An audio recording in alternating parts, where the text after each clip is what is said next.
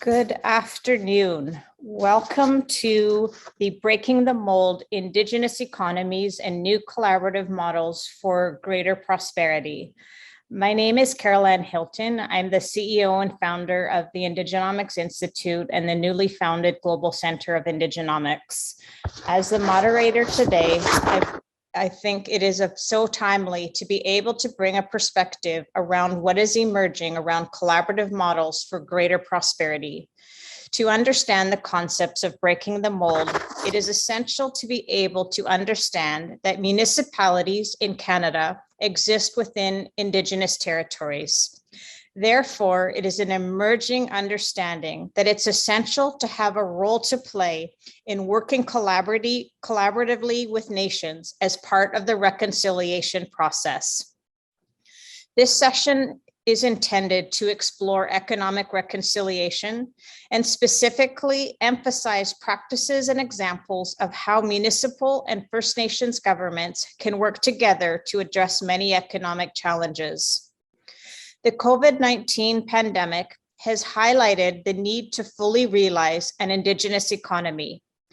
To achieve this, the challenges associated with infrastructure, upskilling, administration, promotion, resourcing, funding, and economic sovereignty must be met with a continued plan for leveraging all of these aspects to better integrate Indigenous business and a growing Indigenous workforce into the larger economy, and to understand and highlight increased sharing of best practices among Indigenous communities and businesses, as well as exploring the application of DRIPA in its impacts and to enable economic sovereignty of First Nations. Today's session is intended to be able to highlight and focus examples, especially through the Rising Economy Task Force Indigenous Economy Committee, calling for the creation of a First Nations Economic Development Office for the South Island. A vision of a center made for and led by Indigenous peoples that would support long-term collaboration and capacity building for the Indigenous economy in the region. To understand that this was a key recommendation in Reboot, Greater Victoria's Economic Recovery Planning in the fall of 2020. Now, South Island Prosperity Partnership is committed to incubating what is now known as the Indigenous Prosperity Center. In being able to bring this perspective forward today, the concept of breaking the mold, we have a number of experts and esteemed colleagues with us today. First, I would like to introduce Marissa Lawrence, who is a Senior Program Officer with the Municipal Canadian Economic Development Initiative. Michelle Corfield, Chief Executive Officer of Corfield and Associates. Christina Clark, Corporate Executive Officer of Songhees Development Corporation, and Angela Van Hout, Director of Economic Development at Malahat Nation. Before we move to beginning to open and explore this conversation, I would like to acknowledge being on the traditional territory of the Lekwungen people here in Victoria. In beginning this panel, it's important to be able to hear from the expertise, all esteemed colleagues who are highlighting and bringing leadership to this conversation every single day within their work.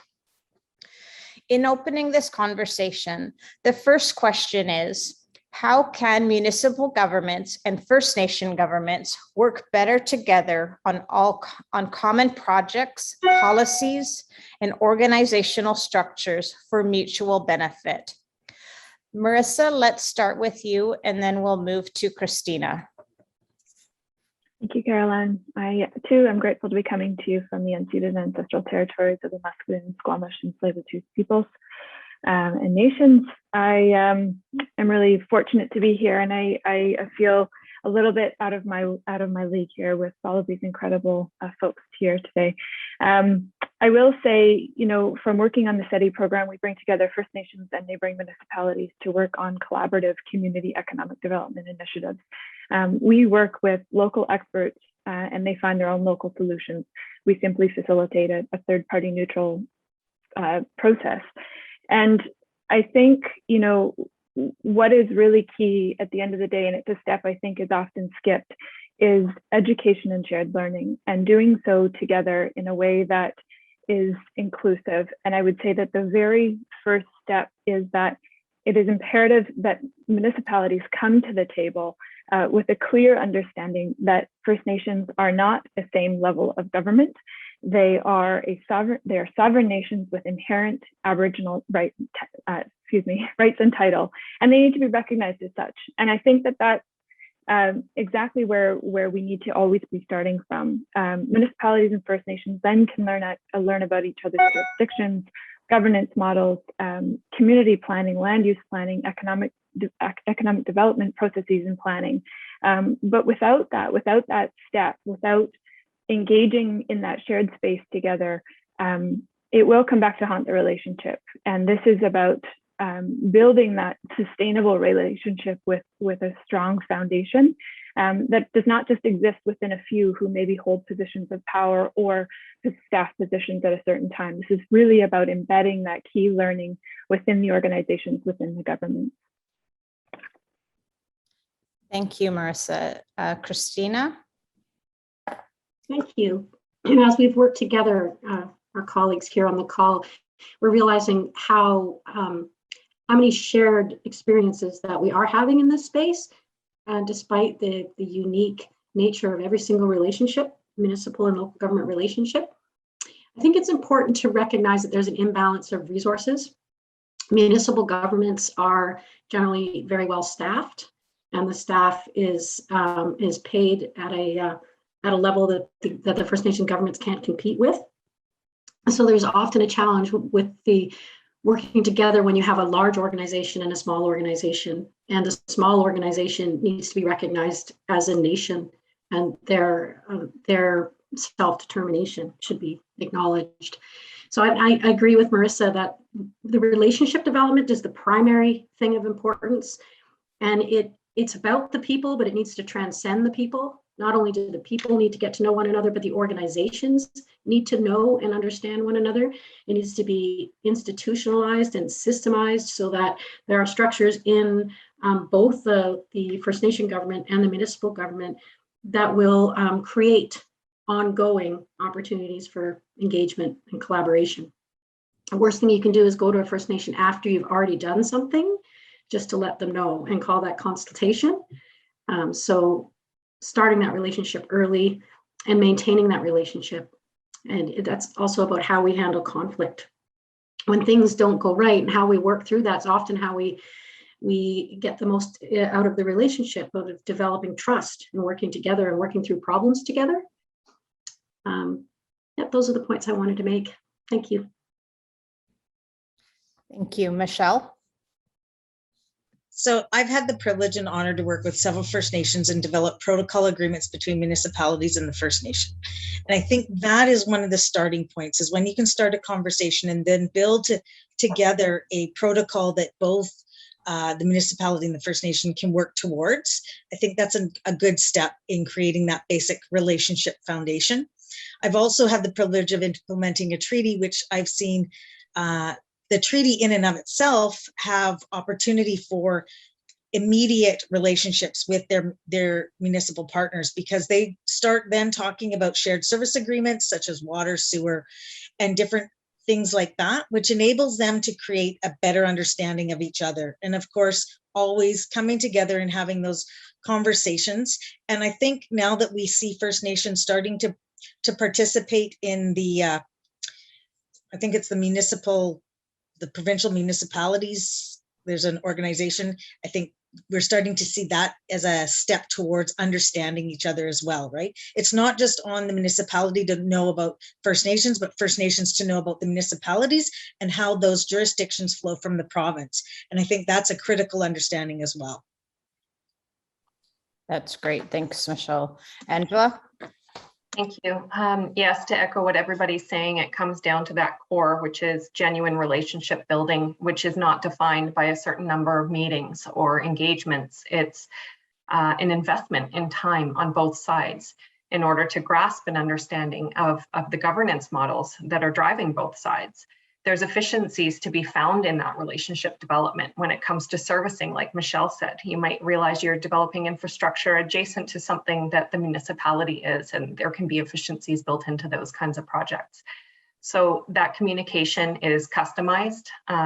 It's not a one size fits all, and just like human to human, you're never going to be able to carbon copy the way that you engage with somebody in order to get from A to B in your relationship. So same thing goes for Indigenous communities. It comes down to relationship building, and it's got to be genuine. Thank you. The next question, what are some examples of collaboration models or governing structures that enable effectiveness and impact in this space?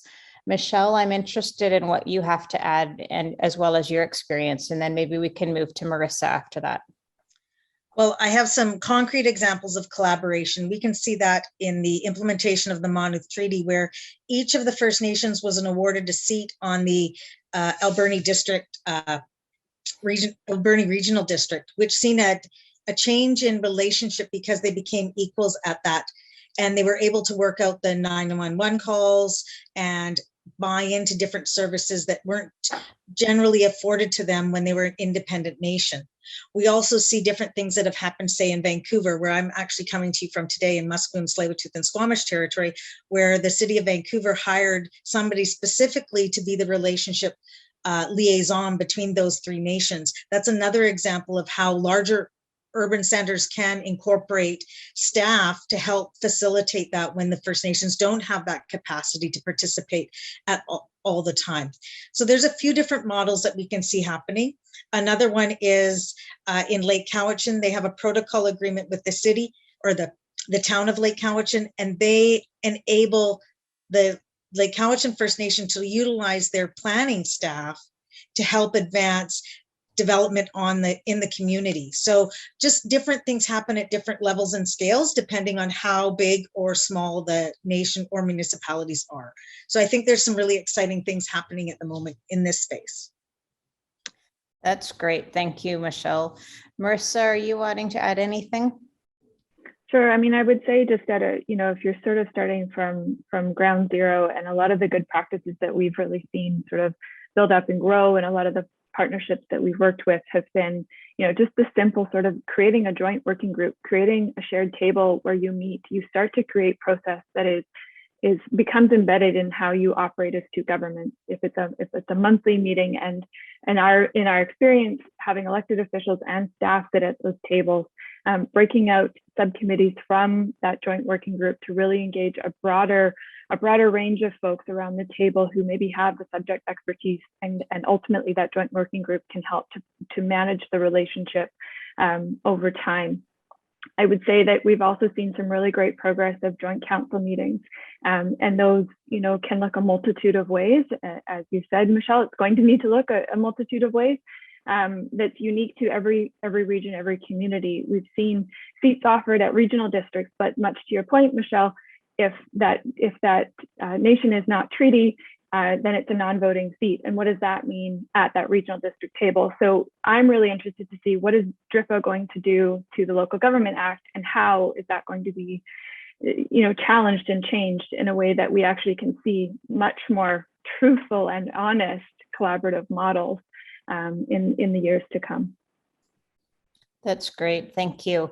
Does anyone else want to add to that question around some examples of collaboration models that you've seen emerging? Christina? Sure, I'll just speak to the Indigenous Prosperity Center here in Greater Victoria. And that's an example of a working group coming from First Nations, Métis Association, the First Nations Friendship, the Victoria Friendship Center. And the effort there is to have a First Nations led organization that can serve as like a navigator hub to help the 10 South Island nations that we have here in Greater Victoria. We've got 13 municipal governments and 10 First Nation governments, and we're trying to have a regional approach to economic development, and we don't have the full ecosystem in place. So the Indigenous Prosperity Center will create some branches in there to help the nations collaborate with one another, and to help us to find efficiencies with training and that sort of thing, and also to help industry access the nations without overwhelming the nations. So we don't have Indigenous engagement officers in most communities. So for all, there's hundreds and hundreds of them that will approach a First Nation in a year.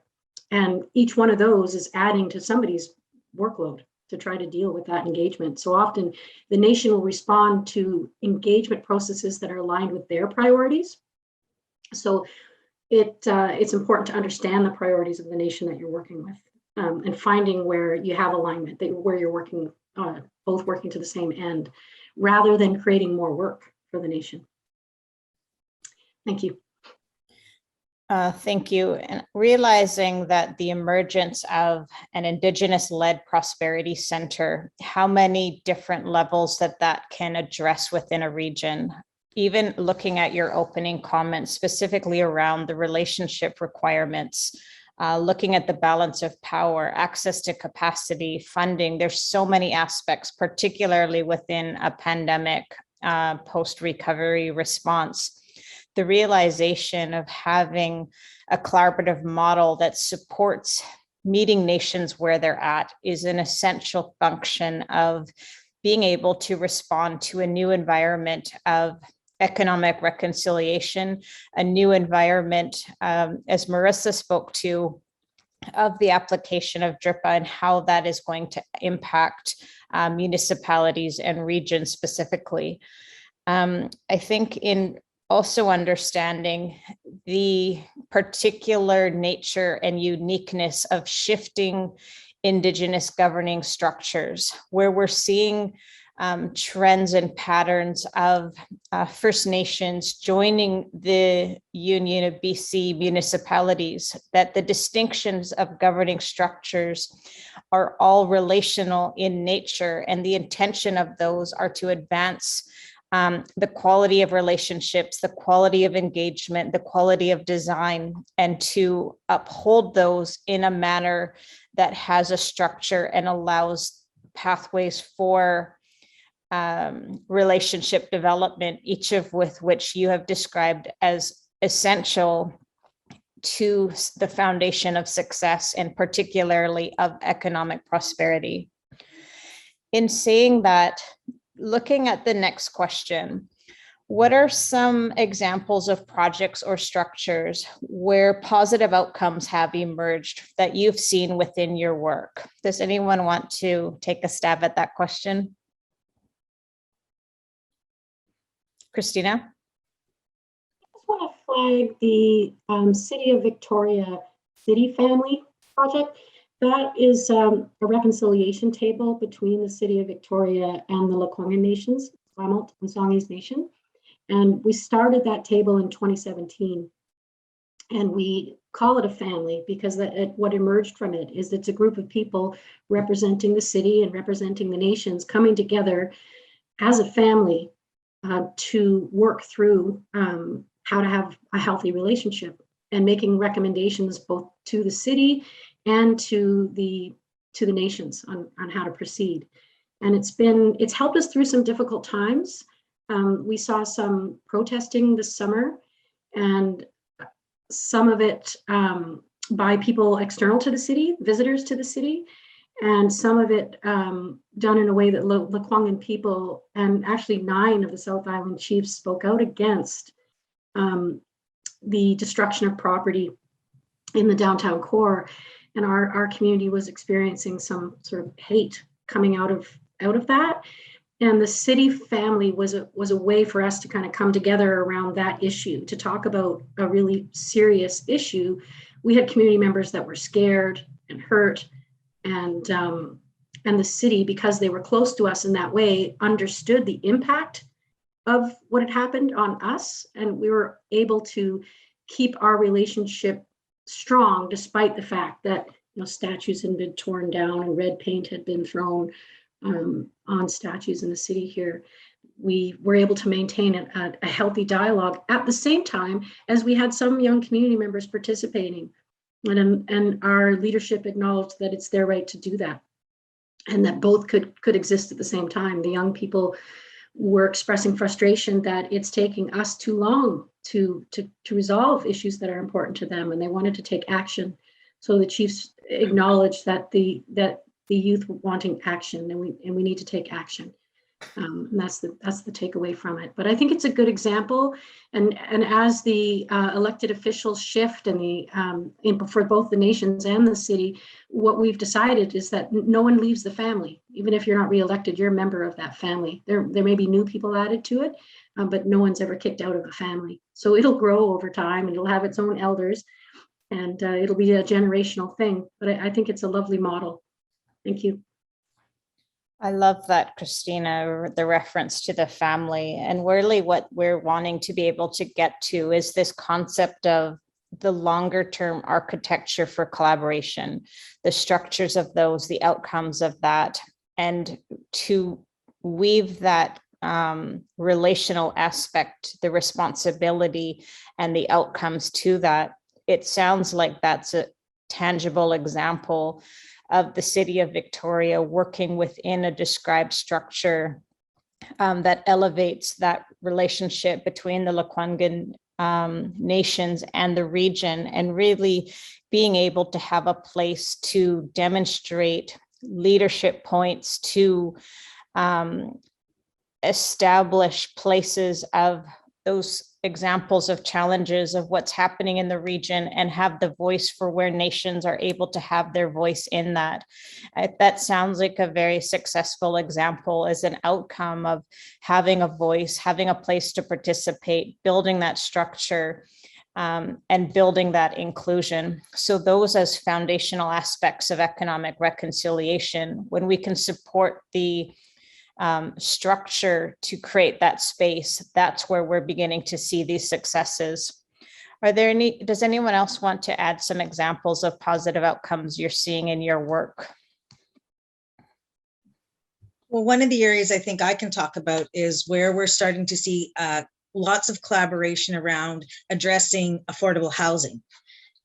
In partnership with First Nations, the federal government, municipal governments putting up the land, so therefore the federal government can fund and First Nations are building the affordable housing. I think those are examples of collaboration of, I would say, all four levels of government working together to advance a common cause or common issue that they're trying to support and address. So that's one of the short ones that I can think of at the moment. And then we have just what happened this past few weeks on the National Day of Reconciliation, where we, for the first time in history, saw everybody coming together at whatever city or town or First Nation you were a part of to try to collaborate and have a meaningful understanding and sharing of what reconciliation means in your city, your neighborhood, your community. And I think that's the seed that's been planted now for us to try to achieve better, is how can we continue to collaborate and work together to advance reconciliation at all levels, including economic reconciliation. This is the first time I think we're seeing a heightened awareness of economic reconciliation and really what's happening in our communities, and why have First Nations been disadvantaged in the economies. I think people are now starting to understand that capacity. We have to build capacity at all levels. Some of our nations are so small and have very few people working within them. And a lot of municipalities don't understand that. So if you've got 3 people that work for the First Nation and you've got 300 people working for the municipality, and they're wondering why it takes so long to get a call back, there's some significant gaps in the ability to perform. So I think there's a lot to be learned. And I think this National Day of Reconciliation is a great step in having all of us come to the table with the same level of knowledge. That's really great insight. Thank you for that, Michelle. Marissa, are you seeing these outcomes within the work that you're doing? Yeah, absolutely. I mean, I would also just echo, they come in all sizes, shapes. Like success looks different everywhere you go, and it looks different for the communities, and for those who are leading that, looks different for the community members as it does to the elected officials. And I would say that, you know, from a broad range of, you know, one partnership's coming to mind that's in BC. There was a non-existent relationship for a lot of years. There was no safe pedestrian crossing between their two communities. Quite symbolic, really. No safe way for a mom in a stroller to take baby to and from communities. And so they've decided over the course of some sincere relationship building, come to the table to be able to identify that in fact they want to build a crossing over this river. And the crossing is a pedestrian crossing, and it will connect ultimately the economic centers of both the business development that's happening on Reserve and the business development that's happening down in the downtown core of this community. And to me, you know, the sort of layers of success to that are going to be felt by many. This is not going to just be something that's seen in the office of the elected officials or in the offices of the staff. This is going to be felt by community. And I think it's going to have some really positive health and social and cultural outcomes as well, which is ultimately what we want to see in economic development, not working under this colonial construct of what economic development has to be, but instead seeing the many different ways that it can benefit communities. That's great. Angela? I just wanted to add that I think one theme to take away here is that each situation is so diverse depending on the groups that we're working with. And so it's important for the participants to understand it's probably quite overwhelming to hear all of these notes and experiences that we've learned. It's not about that. I think the takeaway here is about asking questions. So anytime you start to build a relationship with any group, and this goes for all sides, ask questions, learn about what the vision is, what the needs are, what are the processes, and then discuss collaboratively how those will work or not work when you're working together to enable you to define a process, a path forward for you to work together. So I think just to avoid feeling that this is so much information and so much takeaway, it's so unique and so custom, you have to ask questions. That's great. Thank you. I love that about asking questions and not making assumptions of what you know or where you're at within that spectrum of your own understanding, or even understanding the historical perceptions that are embedded within those relationships to undo those and be able to support new questions that support a new relationship, because we see oftentimes there's historical weight within the relationship. There's assumptions made about First Nations communities. And I think all of you have articulated the capacity gap, that distinction, and understanding as well the expression of political tensions around jurisdictional issues and how that expresses itself and how it expresses itself specifically within economic development. The next question, what are some common misconceptions by municipalities when approaching collaboration with First Nations? Christina, I'm sure you have such an active region. Do you have anything you'd like to add?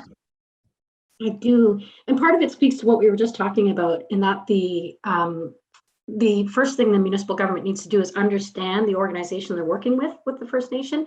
Do they have 3 staff or do they have 50? Because we have nations on the South Island in both situations. The other thing is that the local governments need to understand the jurisdictional framework that the First Nations are working within. It's different. Where some are operating under the Indian Act, some First Nations have sectoral self-government where they've implemented the First Nations Fiscal Management Act and the First Nations Lands Management Act. So they're using those structures for their kind of local government structures that they have for managing their fiscal responsibilities and their responsibilities for their local infrastructure. I think that often municipalities don't appreciate that a First Nation government, despite the fact that it's smaller, less resourced, has to do a lot more than a local government. And in our efforts at Songies to get stronger relationships with local governments, one of the things that we would do is myself, formerly the executive director of the nation, I would meet with the CAO, the Chief Administrative Officer of the local government.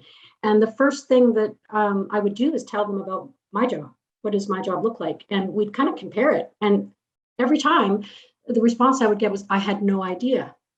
Like, for example, that a First Nation has local government level services, provincial level services, and federal level services.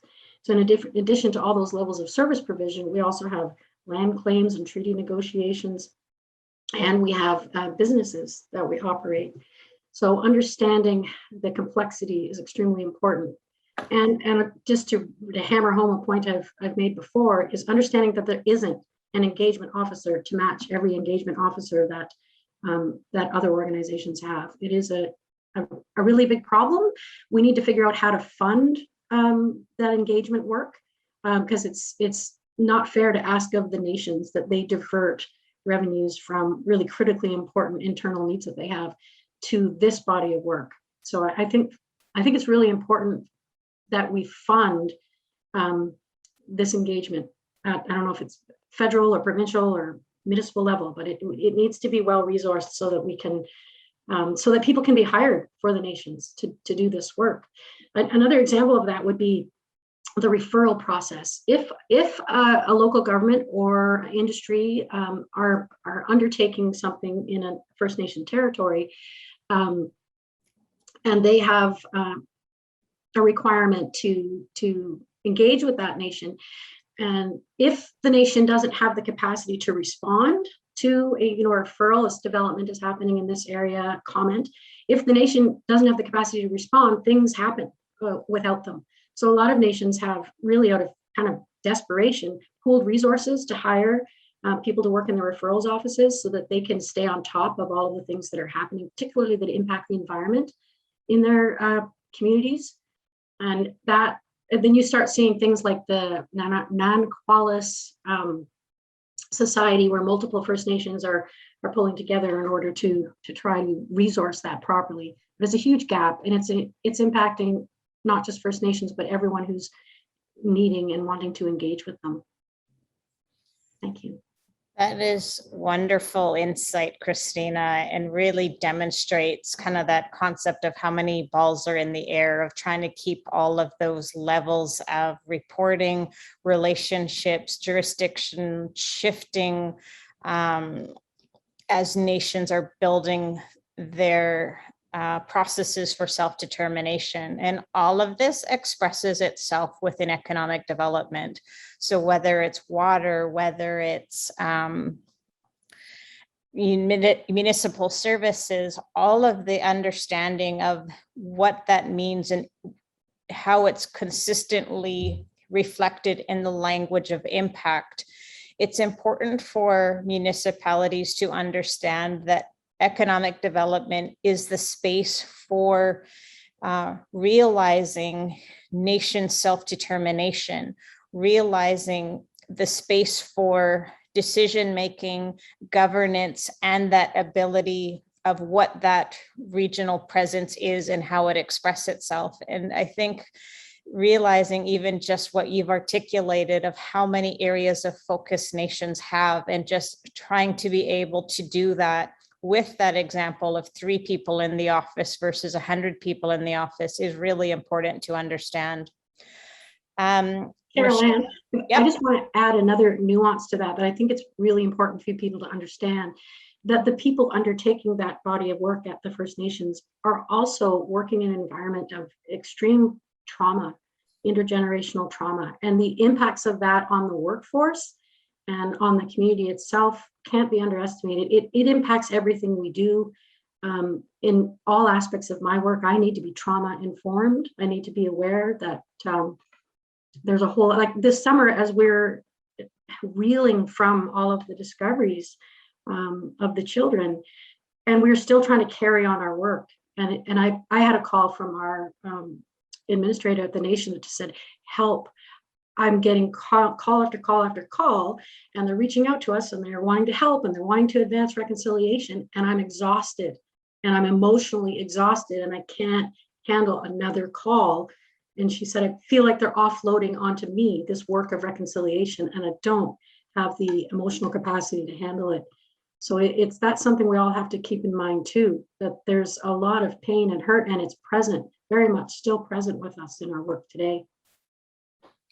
That's just such an important point, Christina, and realizing the expression of that from a historical perspective. There's the historical trauma, there's the current trauma, much of what so many of us saw and experienced this summer. And then there's also the prevention of trauma. So managing all 3 of those processes in real time is essential to really place where nations are at and how you're meeting and the assumptions that you're meeting nations with.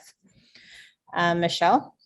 Well, I want to thank Christina for raising that. I mean, I just spent a few hours watching what was happening up in Kamloops today with the Prime Minister and all of the discussion around the 215 lost ones. So that impact, even just today, you know, as an intergenerational survivor myself, it's a lot to weigh on you every day. One of the things that I was going to raise is I think municipalities have the misconception that in treaty negotiations, First Nations are going after this abundance of land and they're going to take away this tax base, and they see that as a negative. And I, after 28 years of working with and for First Nations in the treaty process, can say very clearly that is not the intent of First Nations. Most First Nations, I would assume, as well on the South Island, have very limited land base, and they need to be able to resolve the land question to some degrees to expand their land base so they can, A, have that economic reconciliation through economic development. And what will that mean? That will mean that there'll be more money in the economy and the GDP of the South Island. So it's not that they're trying to expand their land base to the detriment of the community that they're neighboring. It's they need that so that they can grow their own economy, so that they can be contributing back into the general population as well. So I think municipalities need to see First Nations land growth as a positive experience and not the negative that I've seen over the last almost 30 years. So I think that's really important for people to understand, that there needs to be reconciliation about the land question so First Nations can fully enjoy the self-determination and self-governing that they should have in their areas. Thanks for that insight, Michelle.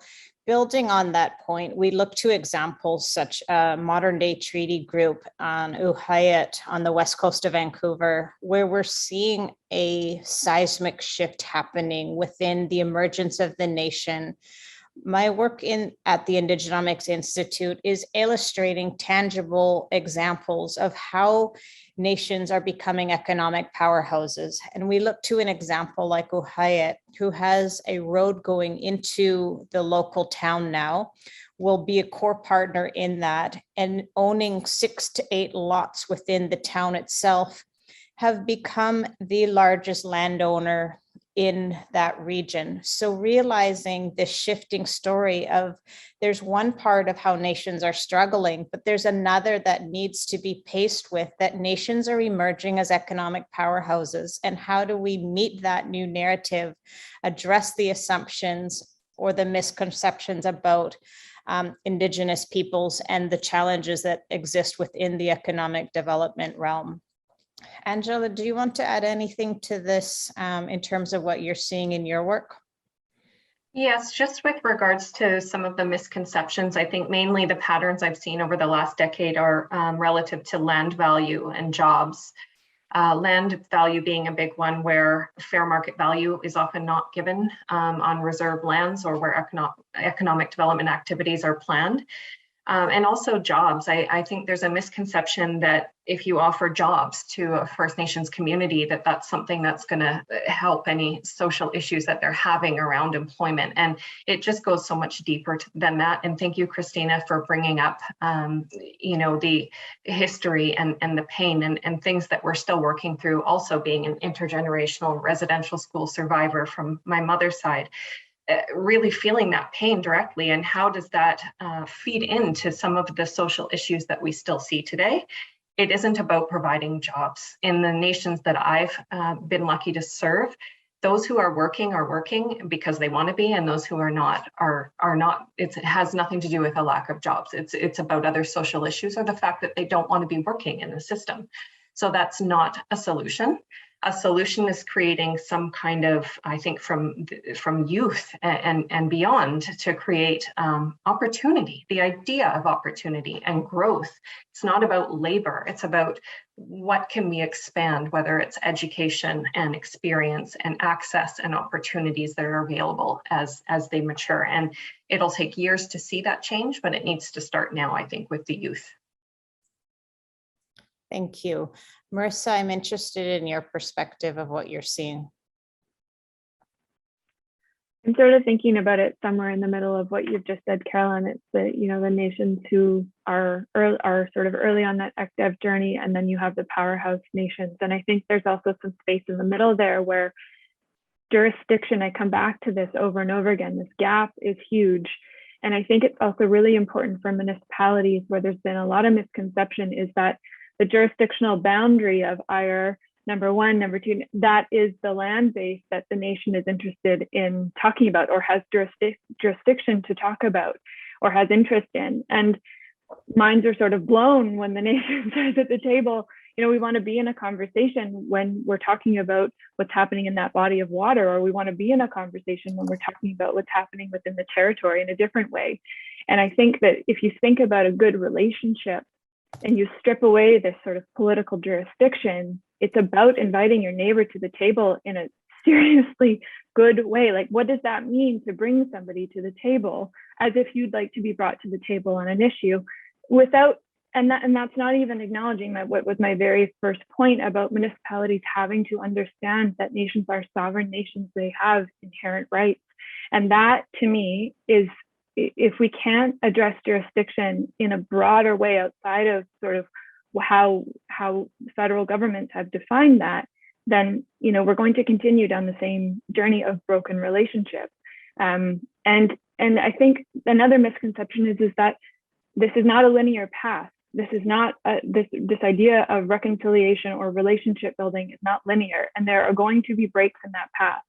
And it's up to municipalities to really educate themselves along the way about where those potential breaks are. And it's up to the municipality to figure out where that trust has been broken or severed and where they need to come back to that table. Thank you, Marissa. In looking at our last question, then, what we've heard from this group is a lot around the key features of the relationship. We've heard around some of the distinctions around structure, and looking at examples of best practices of what's been seen in your work. If we shift towards this concept of the Indigenous-led Prosperity Center, I'm interested in what you see as individuals, as what is the opportunity here. This is emerging as new practice, and realizing that the structure, the relationships, the elements of collaboration to define this within the region in a post-COVID or ongoing economic response is a significant undertaking. And that's my last question, is just what do you see as the opportunity here?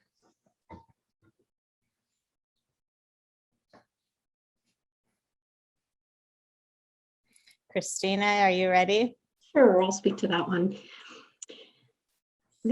Well, we have an opportunity to do things a little bit differently, and we're taking our time to do it right. So the first thing is to really get an understanding of what it is we want to achieve, and by we, I mean all of us that are developing this, and in particular the working group focused on what is it that the nations need from that to bring them to the table. What is it? What need would it meet for them? And what our hope is people assume that the nations, we all know that everybody knows one another, or that we're already collaborating, and that's not true. We've been taught to compete for limited resources. So when we don't look for collaborators, we're competitors. So we're trying to switch the model back to a collaborative model, and the Prosperity Center is an effort to do that. We don't want to be prescriptive about exactly what it'll do, because the nations will bring that to the table. They'll bring their projects, their interests, their focuses, their priorities to the table. What we hope at that table is there will be a lot of knowledge there and a lot of information. And we have in Greater Victoria a very collaborative business community and with the social organizations, financial institutions, educational institutions, and First Nations all being members of the South Island Prosperity Partnership, there's an effort by all of us to work together to build a really strong economy. And the Indigenous Prosperity Center is to help fill that gap, to have First Nations at the table. The thriving Indigenous economies means thriving regional economies. We're interconnected, and the opportunities that we have together, we can't even imagine probably at this time, but we know that we'll be able to do procurement more effectively, to do upskilling and training more efficiently, and to find areas of mutual interest that we can collaborate on. And I'm very excited about what that will look like and watching that unfold as we go. Thank you. Angela? The Indigenous-led Prosperity Center, first of all, I love that it starts with Indigenous-led. I think that's a key in Indigenous communities and groups defining what works for them, again, just in a customized way for each group who's involved. I think that it could become a really excellent resource for non-Indigenous groups or those from the private sector to do what I call some passive pre-engagement, which is learning about communities and groups before you even approach them, understanding a little bit about their history, or maybe they have developed a comprehensive community plan.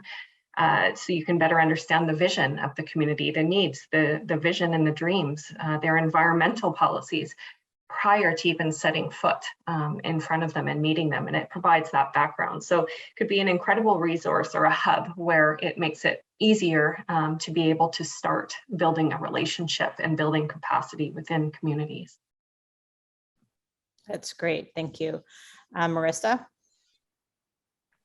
I think we're just so incredibly interested to see where it goes and to learn from that experience, and to share it as a story of success to, the many different communities and partnerships we're fortunate to work with across the country. And, I think ultimately what I'm most excited about is to see the capacity building, capacity development, and trying to, create some opportunity where there can be collaboration and less duplication of service and less demand on nations, where, attention needs to be in community and not spread across the 6 different demands. And so the potential that can come from that, I'm really excited to see that. So thank you. Thank you. Michelle? I think the Indigenous Prosperity Center is a great opportunity in the sense that it can provide a safe place for non-Indigenous businesses to come and learn and understand, which they can ask those questions that so often are not asked because they're afraid of offending or being, just saying the wrong thing. I think that's an opportunity right there. Also, I believe that there's a greater opportunity, which most people don't know. Capital is a big issue for First Nations or in entrepreneurs specifically, raising capital because of the way the land is held under First Nations, under federal jurisdiction. It's hard to leverage capital to conduct economic development. So for entrepreneurs, I think this is going to be a great place and space for them to be able to come and access services. Procurement under DRIPA, both federal, provincial, I believe even the municipalities are adopting some levels of procurement policies that are set aside for First Nations. And I think this is an area that the Prosperity Center can be a massive help in helping First Nations, Indigenous people, Indigenous entrepreneurs, be them Métis, urban, or community members, and also providing, because the South Island is located in such a great space, it's 3/4 surrounded by water, the green-blue economy, which we all know is getting heavily invested in, that is going to see a massive expansion. And I think the Indigenous Prosperity Center can help support and leverage opportunities in those areas and new tech. Thank you for that so much. So we have one question here. When we understand that the formation of municipal regional relationships with First Nations have been largely formed based around misconceptions, around myths around Indigenous peoples, oftentimes around unknowns, around the lack of education. It has created a state of fear, and realizing that economic reconciliation has to be a place of education. What is your closing comments around the rise of Indigenous economic empowerment and how municipalities can operate from that sense of empowerment rather than fear? If I can jump in on that one, please, Carol Ann. I think it can be intimidating in any new culture, wherever you are. So imagine going to do a suite of business meetings in Asia, right? You would approach it much the same, where you approach it with humility and your 2 ears open and your one mouth probably often closed as you learn and adapt and realize how to best contribute to a valuable conversation. So I don't think it needs to come from a place of fear at all, although I understand how it could. It really should just be about listening, learning, and from there adapting how you'll do business together. That's great. Thank you. Anyone else want to jump in? I would just comment, we are, as we travel along this kind of journey of economic revitalization at Sami's Nation, we're watching other nations across the country, Indigenous nations do that as well. And it does evoke a little bit of fear. And I've heard folks say, maybe Harold Pala, the chair of the First Nations Financial Management Board, stood up and said, are you ready for rich Indians? And excuse my use of the word in this context, but there is some fear of that, the power that comes, the self-determination that comes with having the financial resources to do what you want to do.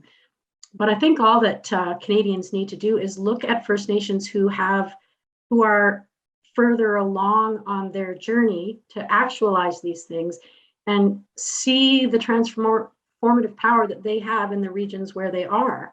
Look at Westbank First Nation and the impact that it has on the Okanagan region and its economy.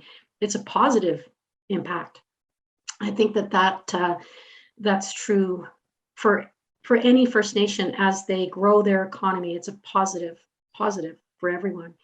But the idea of nations being empowered and having the jurisdiction and the authority to stand fully in that power, I think some Canadians are nervous about what that looks like, and that's fair. But we're going to find out. We're going to work together to do it in a good way, in my opinion. Thank you. That's great. Thanks. Anyone else want to answer that?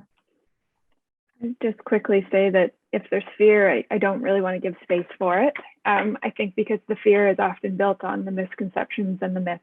And so I think, it's really about acknowledging that both levels of government, while very different, are often dealing with a capacity issue, often dealing with little to no budget, spread across many, many, many needs and demands. I think the opportunity here for all parties to be empowered when we're looking at local government First Nation collaboration is where can we reduce the duplication of services? Where can we optimize the work that we need to do? Where can we both benefit? And knowing that partnership does not benefit equally at every step of the game, but this idea that this is a long-term partnership, we're long-term neighbors, we're going to find different ways to do things. And there might be some times when you're benefiting more than we're benefiting, but we're going to find that way over the long term. Thank you. I'll just add a couple comments. So one of the things that I will say is we cannot just root this in the political elected officials. It has to be rooted in concrete agreements, because every side, elected officials come and go. They have a term, they're in, they're out. So we need to make sure that they're all the agreements, so that there is no fear and there's no fear of the unknown, that there are protocol agreements or strong agreements that are in place that connect these parties together for the long term. One of the things I think out of chaos comes clarity. I think as we see nations grow and prosper, I think the fear will be reduced. I mean, we know what's going on in Vancouver with the Musqueam, Tsleil-Waututh, and Squamish. They have over $1.5 billion in land holdings. They're probably going to be developing, I don't know, 10, 15, $20 billion worth of property in the next few years. And that's going to be a shift, a seismic shift in Vancouver. We're seeing it out in the Fraser Valley. We're seeing it in the South Vancouver Island as well. So I think as things emerge, I think the fear will be reduced, but the shift in power, power is not often given. It always is, usually because of, an act of war or act of something that you see a massive shift in power. And I think we've been through this for a long time, struggling to access power. And I think we're going to harness this economic reconciliation with both hands and go forward as Indigenous people. Absolutely. Thank you. That's really is the idea of breaking the mold of what are these collaborative new models. And in that, there is this uncomfortable space, and there's a place of leadership in that. And that's really what we're wanting to be able to drive of how we engage within that leadership narrative. So in closing, thank you to each of our panelists. Big appreciation for the work that you do every single day in facilitating economic reconciliation. And with that, I'll move it over to Mary Rowe of the Canadian Urban Institute. Thanks, Caroline, and thanks to all of you. My gosh, you're just a dazzling group of women here giving us so many things to think about. I'm interested, in all the comments you made about self-determination and sovereignty. In our role here at the Canadian Urban Institute, we are regularly working with municipal governments that feel that they are trying to establish their own self-determination, dealing with what are called senior levels of government, the province and the federal government.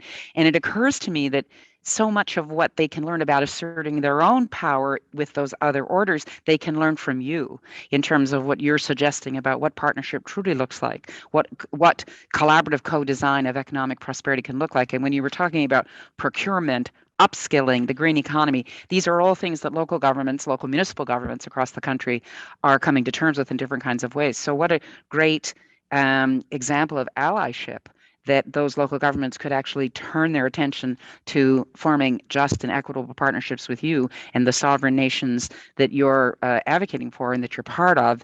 And then together, that's a pretty ambitious, I would say, pairing at the local level.